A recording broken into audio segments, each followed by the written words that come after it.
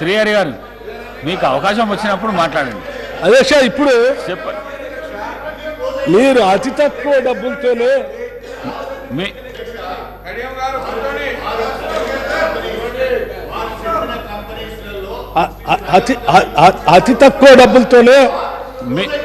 అతి తక్కువ డబ్బులతోనే మీకు అవకాశం వచ్చినప్పుడు మాట్లాడండి అధ్యక్ష. మీకు అవకాశం ఇస్తాం తర్వాత.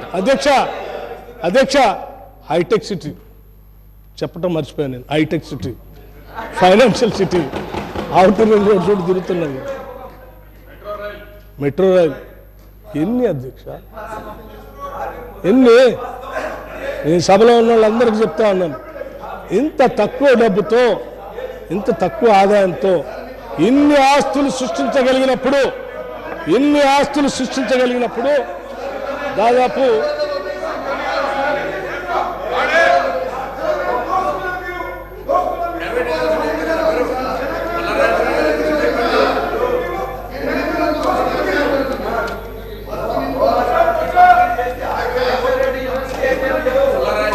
పల్లారాజేశ్వర రెడ్డి గారు అధ్యక్ష ప్లీజ్ అధ్యక్ష, నేను ఎందుకు చెప్పానంటే వాళ్ళు అనుకున్నారు ఇందాక, వాళ్ళు ఏమనుకున్నారంటే కంబైన్డ్ రాష్ట్రంలో ఆంధ్రప్రదేశ్లో ఉన్నటువంటి వాటాను 41% చేసి 5 లక్షలు 4 లక్షలు చిల్లర చూపించాడు.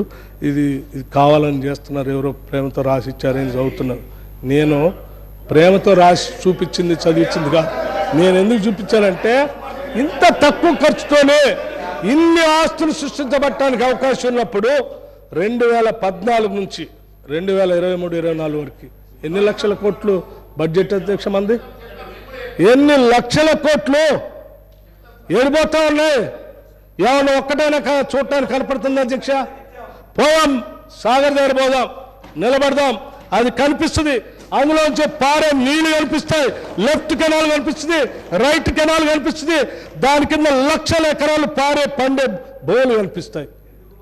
మీరేమన్నా సృష్టించారా? మీరు వచ్చిన తర్వాత ఏమన్నా ఒక పరిశ్రమను తీసుకొచ్చారా? మీరేమన్నా కోర్ ఇండస్ట్రీ పెట్టారా? ఏం లేదు కదా. పోనీ ఏమైనా బహుళార్థ సాధక ప్రాజెక్ట్ ఏమైనా తీసుకొచ్చారా? మీరు వచ్చిన తర్వాత చేసింది ఒక పాలమూరు రంగారెడ్డి, ఇంకొకటి కాళేశ్వరం.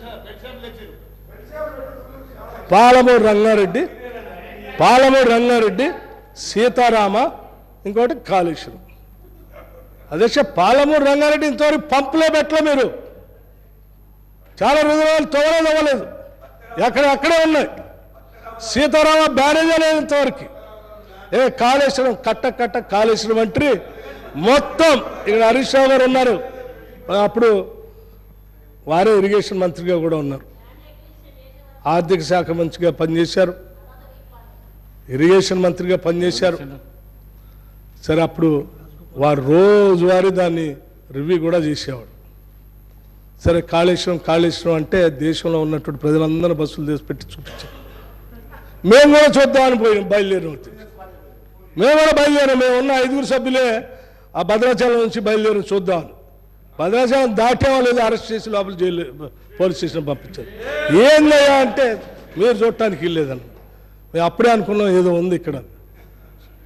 చూస్తే ఎన్నికల కంటే ముందు కొద్దిగా ఆ మేడిగడ్డ దగ్గర 15 నుంచి 25 పిల్లర్స్ మధ్యలో మొత్తం కుంగిపోయింది.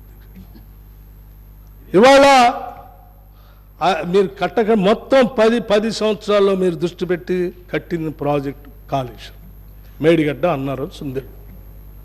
ఈ మేడిగడ్డ, అన్నారం, సుందెళ్ళలో అన్ని లోపల ఇసుకలోకి పోయా. వాళ్ళు నేషనల్ డ్యామ్ సేఫ్టీ అథారిటీ వాళ్ళు ఢిల్లీ నుంచి వచ్చారు. నేను నా సొంత కవిత, నేను టెక్నికల్లీ ఐఎమ్ నాట్ సౌండ్ అధ్యక్ష. వాళ్ళే చెప్పారు. ఏం చెప్పారంటే ఇది పనికిరాదు, లోపల కుంగిపోయింది, దీంట్లో నీళ్ళు నిలబెట్టలేము, దీన్ని రిపేర్ కూడా చేయలేము, మొత్తం తీసుకట్టాలి. దీనిలోనే పైన మేడిగడ్డ పైన అన్నారం, సుందెళ్ళు కూడా ఉంది, అవి కూడా ఇదే స్థాయిలో కట్టుంటారు, వాటిని కూడా తీయాలని వాళ్ళు చెప్పినట్టుగా వార్తా కథనాల్లో వచ్చినాయి. నేను చదివిని వాటిని మీ ద్వారా సభ దృష్టి తీసుకొస్తాను.